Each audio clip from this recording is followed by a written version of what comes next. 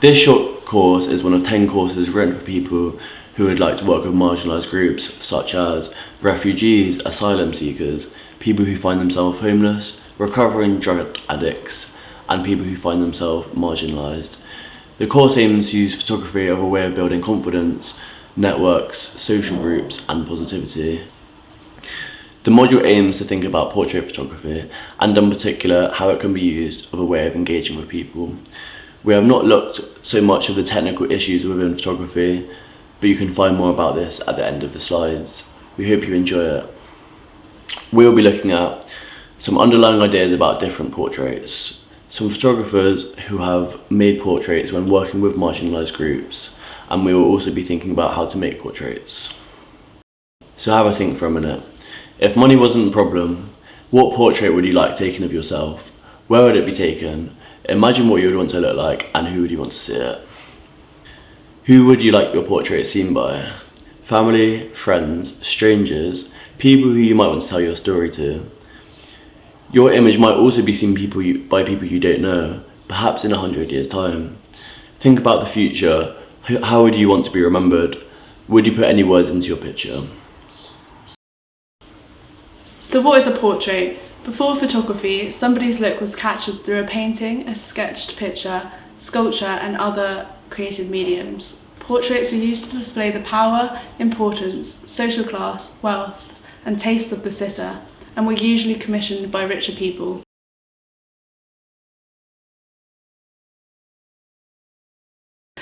Photography has made the once luxury product of portraiture affordable to everyone. Photography has become the most important medium of portraiture. Most portraits seen these days are often of famous people: sports players, pop stars, actors, politicians. In this session, we will think about the photographs we want to take of our family and friends and ourselves. Portraiture is a broad area. There are different approaches to making photographic portraits. One example is constructed portraiture. In constructed portraiture, the photographer expresses an idea and directs the moment with their subject. An example of this would be advertising and fashion.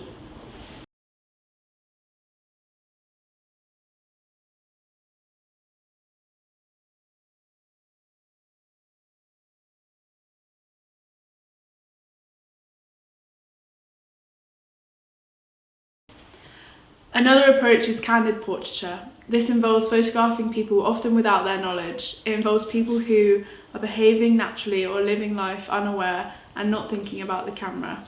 Candid portraiture can be controversial since it includes documenting people without their consent. It is often used in street photography and photojournalism.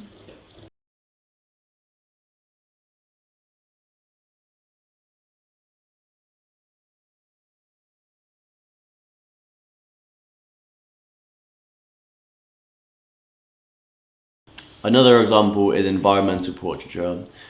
This is people in their home or work environment, using their settings to tell us more information about them, via their location, objects, colours and surroundings.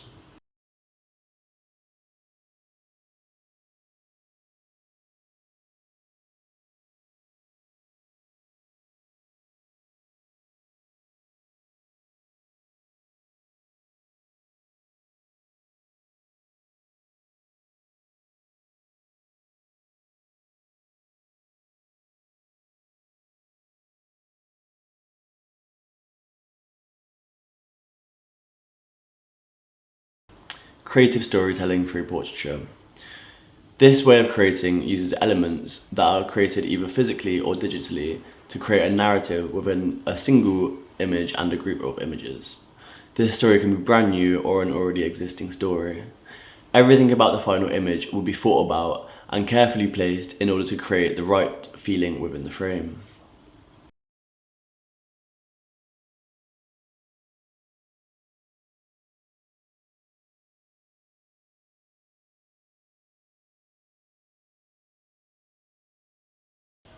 Self-portraiture, different to the selfie, the subject becomes the photographer and the other way around.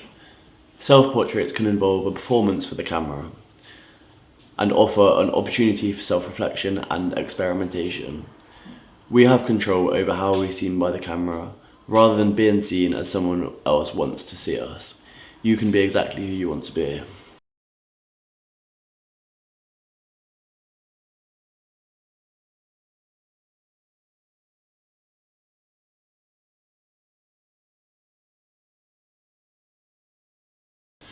Activity.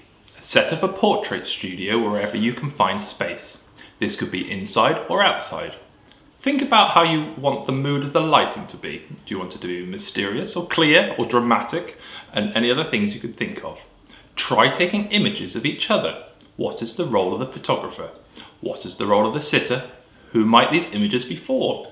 Think about working together to make a portrait that is a great photograph and shows the person as they want to be seen. Use phones, cameras, or whatever you have available, and also consider light sources, windows, lamps, or streetlights.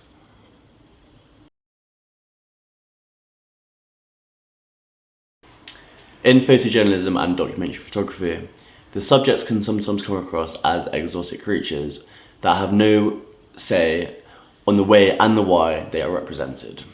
Sometimes subjects can end up being exploited. Their photograph is taken and manipulated by the photographer. Knowing where the photos may end up is very important to think when you make them. Some people want to show themselves to the world in the way that they can control. Many politicians and world leaders want to show themselves as strong and great leaders. There are others who want to portray themselves as soft and kind. They make a lot of effort to be photographed and seen by the public eye in a way that they can control very carefully. Politicians from many countries get themselves shown in a very positive light.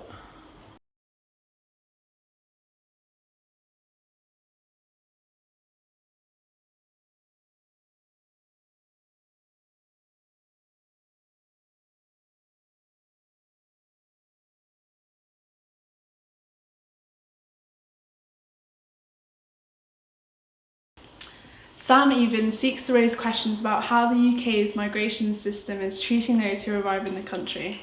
Asylum seekers find themselves in a state of limbo, having to wait months or even years to learn news about their application for asylum. Even physically scratches the portrait so people are represented without their eyes to convey the frustration of these lingering ghosts.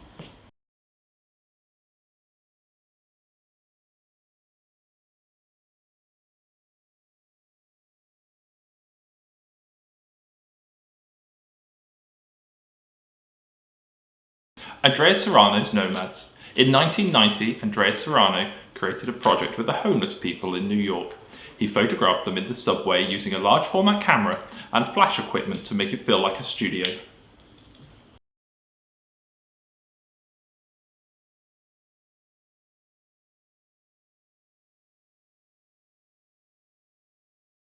The second project by Andrea Serrano is again in New York. This time, instead of taking people into a studio setting, he photographed the homeless while they were in their location.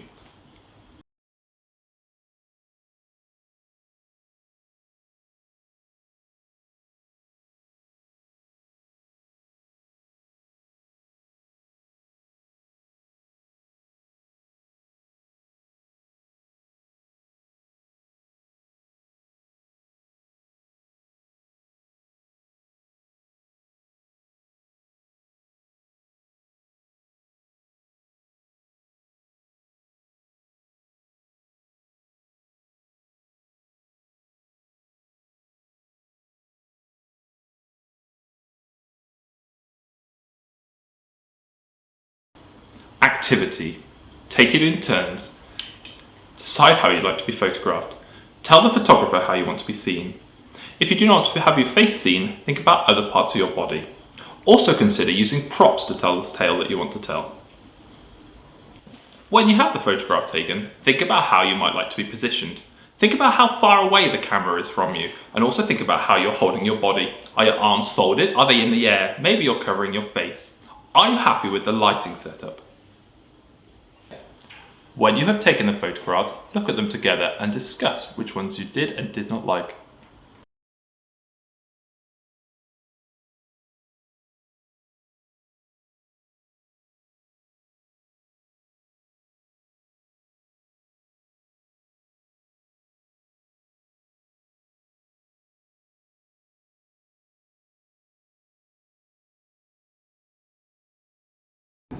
So when I was looking through, it told me that it was quite underexposed.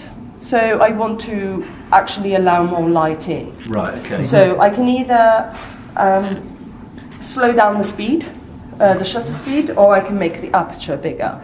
Because of my style of portraiture, I'd like to make the aperture bigger, so that more is out of focus, Right. and her face only is in focus. Gotcha. So I would want to just that.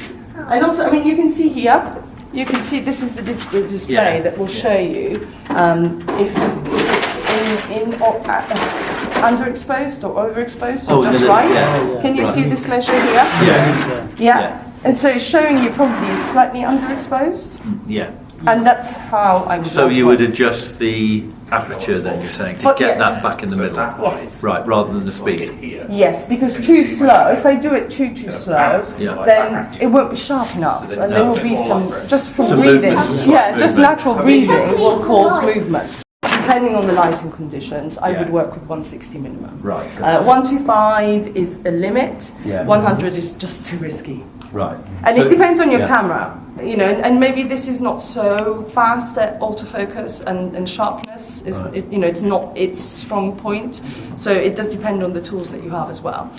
So I know it well because this is the one I always use. So I know that 160 is my preferred shutter speed. Gotcha. And you're saying you do autofocus? Yes. You don't sort of get your model to stand and then manual focus? It depends on the model. To get crispness, yeah. Right, okay. I suppose No names mentioned. It depends on the model. If I have a very energetic and active model who likes to move and, you know, jig about whilst we're doing the shoot, then it's very impossible to rely on manual focus. I'd have to adjust that constantly. Right. So instead, I prefer to do Autofocus. I think that's a really great picture.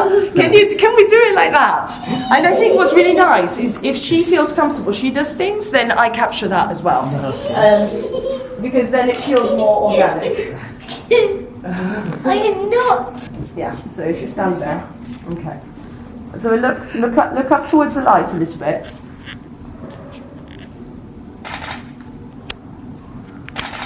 Okay, so I don't know if these are going to be sharper, hopefully, because I was. I'm in the position again. Yeah, so that's much better. Yeah, on the eye. Yeah, so that's your focus point. That was my focus point. And in the where you've got the focus points on the camera, then are you going right? Are you putting them in the middle? So I only use the centre. Right. I only use the centre focus points. So and then I reframe. Recompose slightly. Yeah. Right. So if you press the trigger part way, then you've locked the focus. Yeah. And then you press the one it we all used. the way Yeah. to take the photograph. Yeah. Yeah. So I lock the focus point and then I reframe the image.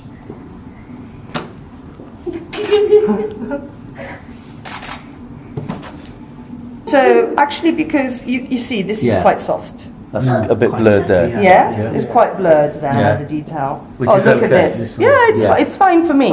It depends. If you wanted everything sharp, then your setting changes. Yeah. Then you need to prioritise what it is you're trying to get out of your portrait. But for me, the portrait of a person is always told by the eyes first. So unless I'm focusing on some details, so it could be hands. So it could be the hands are in focus and then the person is out of focus. I prefer portraits where the background is out of focus. Yeah. So I would choose a wider aperture. Usually. So I've done photos of her that have been a bit like classical portraits, like paintings, a bit like paintings, where everything has been sharp. Right. But with natural light and moving subject is quite difficult, so I tend to keep it Fairly tight. fairly tight. So wide aperture. Okay. Yeah. Yeah. So this does show the difference with the reflector. There's still shadow, but it's softer. Yeah, and you've got the catch lights as well, yeah?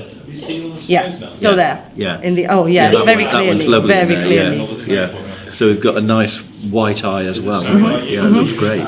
Yeah, it's good, it isn't really brings it out. Okay, let's have a look. So she's slick. She's great. I love it. She's the energy I adore. Do you? Keeps me feel alive. So so he's a little bit on the dark side there, isn't it? I mean, you've lost the background, which is great, but he's probably a little bit dark on the face. I don't know what you're talking about. Delicate. Yeah. Yeah, 160. Got it on 160 now. Try that. You want to try again? Yeah.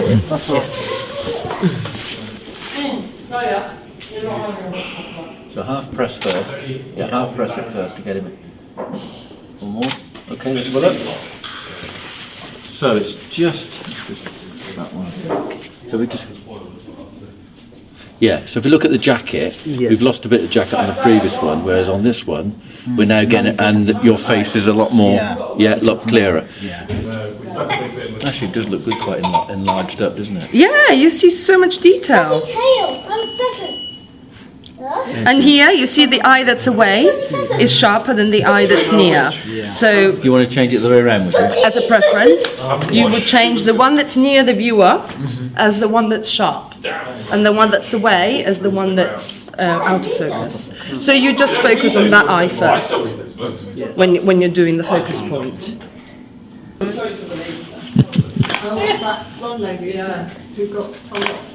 I only ever see them like when I get in at like 7 in the morning. Was it from your garden?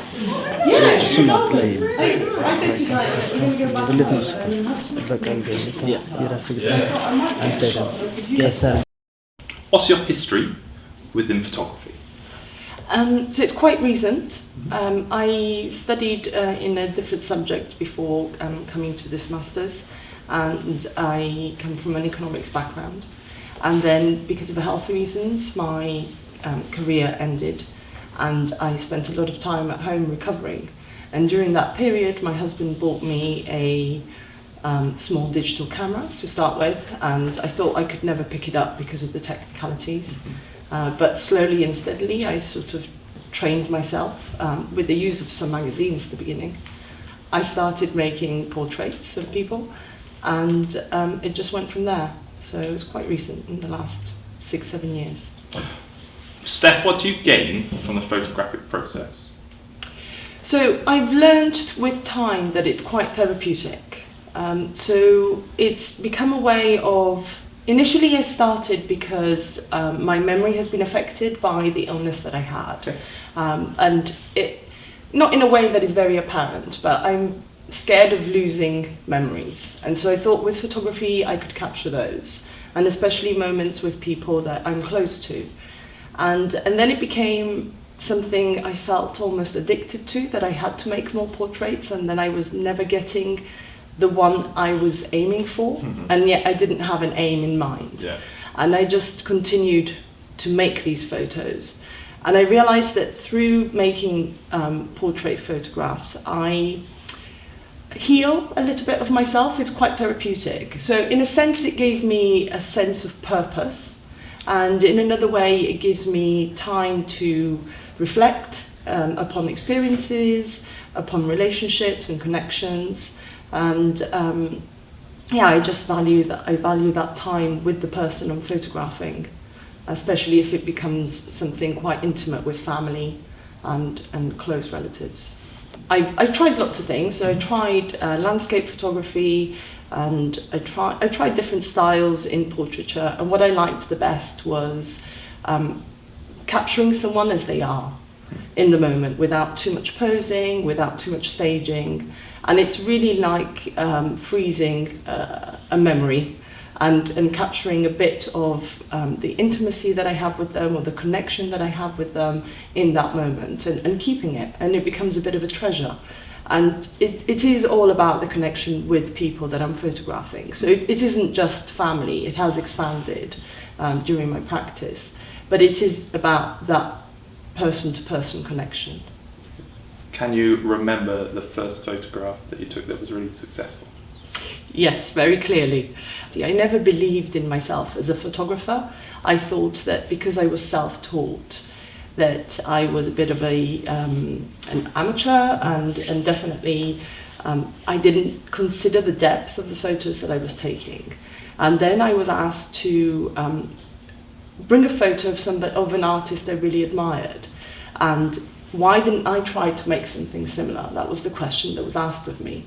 And so I did, and the result was outstanding. Even for me, I remember that making that image, and the result, and when people viewed it, the response just didn't feel like any other I'd had before, and there was a particular connection, and the technical staging of it that I had to do before the moment, the preparation, that was really important, and that was the photo that I still remember very clearly, and it kind of made me think, I'm a photographer. How much do you find portraiture to be technical, and how much do you find it to be working with other people? In the very beginning, when I had to learn how to use the camera, it was definitely technical, and as I practiced more and more, it becomes more automatic. So the adjustments that I make within the camera are almost imperceptible, if you like, and hard to explain, but I respond to the lighting conditions. So a lot of the time I take photos in natural light, and sometimes I am just bound by the lighting conditions as to the settings I would choose for the camera. So now the technical aspect is not something I am really concerned with or concentrate on, and it is much more about establishing the relationship with the person that I am photographing, and making sure that we are comfortable with each other, they're comfortable with the space, they understand what I'm doing, and it becomes a bit of a collaboration. So it is definitely about the relationship with my subjects. Steph, do you have any tips for anyone who might find themselves only being able to use a phone instead of a camera? Yes, I think phones nowadays are so advanced that you don't have to worry about the technical aspect of setting a photo up, and you can just choose your preference. So for me it would be portraiture mode, where the person is quite in focus and the black background is blurred, and I can easily take a photo that way on my phone, and I do. Do you ever use your phone to take photographs? I use my phone a lot to take photographs, so I do it for family moments because I'm not always carrying my equipment and my camera with me, and so it's really handy to have it on the phone. And a lot of my albums at home, I still print photographs, so a lot of my albums are made up of photos I've taken on my phone.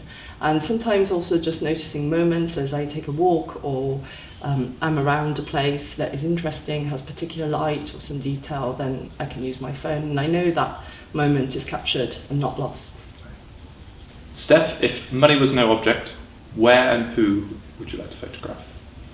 I think because of the nature of my chosen subjects and the photos I like to take, it would be back home where I come from, which is the south of Italy, and it would be documenting close family and people there, and traditions that are lost, and the landscape, the olive groves and the sea, and things that I've grown up around, but I don't enjoy every day because I live away from home.